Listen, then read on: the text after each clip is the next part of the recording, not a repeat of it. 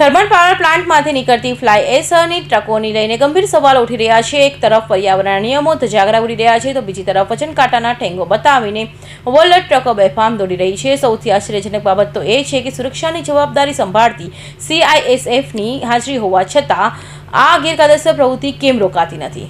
સામાન્ય રીતે પાવર પ્લાન્ટમાંથી નીકળતી દરેક ટ્રકનું વજન થવું અનિવાર્ય છે, પરંતુ સ્થાનિક સ્તરેથી મળતી માહિતી મુજબ ઘણી ગાડીઓ કોઈ પણ વજન કરાવ્યા વગર જ બહાર નીકળી જાય છે.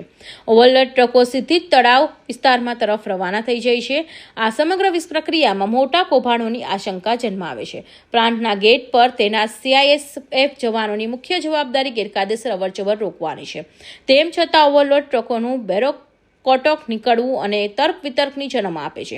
શું CISF જવાનો આ ઓવરલોડ ટ્રકો દેખાતા નથી? શું ઉપરથી કોઈ મજબૂત સેટિંગ છે જેને કારણે જવાનો પણ આ ખાડા કાન કરે છે? વજન કર્યા વગર ગાડીઓ નીકળે છે તો તેના માટે જવાબદાર અધિકારીઓ કોણ છે?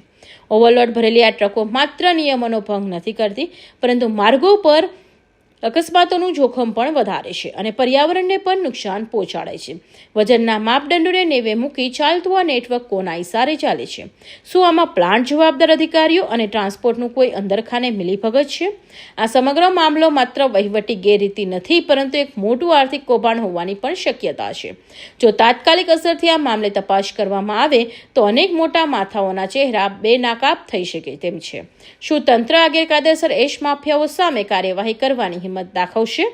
વજન કાંટાના આંકડાઓ સાથે ચેડા કોણ કરી રહ્યું છે?